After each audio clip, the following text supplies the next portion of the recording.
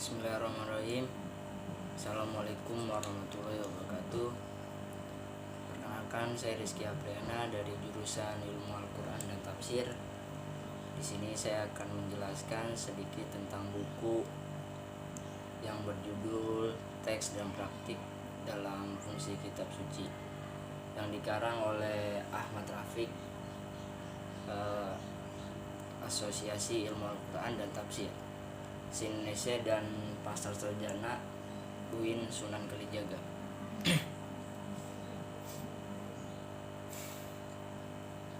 Dalam buku ini akan saya awali dengan 3 isu utama yang diharapkan dapat menempatkan masing-masing artikel dalam hubungan tematis satu sama lain. Yang pertama, Al-Quran ditetapkan sebagai objek tindakan sehingga ia menjadi teks yang hidup, atau lebih tepatnya dihidupkan oleh tindakan atau perilaku subjek. Fase yang kedua, dengan menggunakan past participle sebagai kata sifat pasif, memiliki makna yang berdekatan dengan yang pertama, hanya saja tekanannya bukan kepada subjeknya tetapi pada Al-Quran sebagai objek. Kata benda yang menerima tindakan yang membuat Al-Quran menjadi hidup atau dihidupkan. Berbeda dengan bentuk. Fase kedua, dalam konteks ini Al-Quran disebut hidup tidak hanya dalam kerangka sebagai objek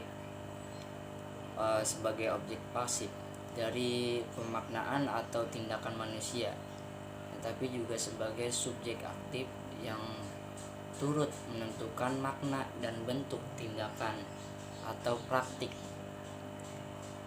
Berbagai cara menerima, membaca, memaknai, memperilakukan, atau menggunakannya.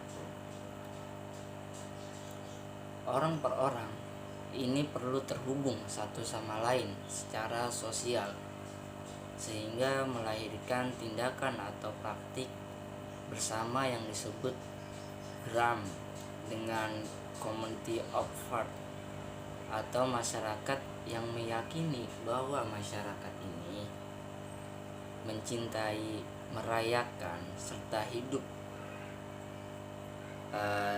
dalam kitab suci tersebut.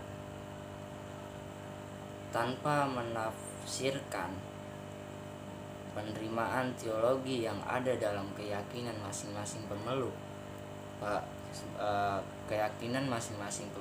agama terhadap kitab suci mereka, termasuk keyakinan Muslim akan sifat suci yang melekat dalam Al-Quran di dalam diskursus sosia-antropologis. Sifat rasional kita transisi kesucian teks yang pasif ke aktif. Disebut pasif, kitab suci awalnya adalah teks yang terbentuk untuk disikapi hingga ia disikapi sebagai yang suci oleh orang-orang yang diyakininya. Misalnya dengan diyakini sebagai wahyu dari Allah Subhanahu wa Ta'ala.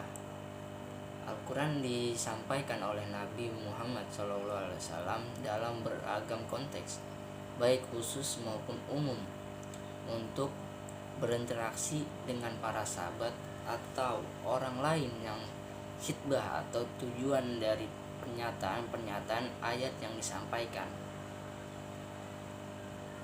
Lanjut, konstruksi yang menyertai redaksi pesan tersebut membuat ayat-ayat Al-Quran juga ikut menentukan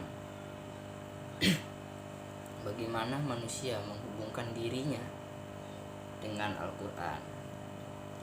Misalnya atau contoh, teks-teks pada agama besar dunia merujuk kepada tokoh-tokoh yang dianggap dalam sejarah sebagai pendiri agama seperti Musa dan Taurat di kalangan umat Yahudi, Isa dan Injil di kalangan umat Kristiani, dan Muhammad dalam Al-Quran bagi umat Muslim.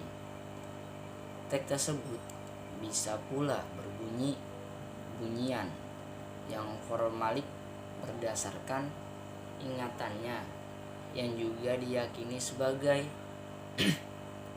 kitab suci. Data kitab juga bisa berupa perilaku masyarakat terhadap teks yang mereka yakini sebagai kitab suci. Temporer yang menggunakan kitab praktik ritus atau temporer ini sering ditunjukkan untuk tujuan-tujuan pragmatis dengan menggunakan media kitab suci. Baik, sampai sini saja. Kurang lebihnya saya minta maaf. Bila ada salah kata tolong dimaafkan. Sekian dari saya. Wabillahi taufiq wal hidayah. Wassalamualaikum warahmatullahi taala wabarakatuh.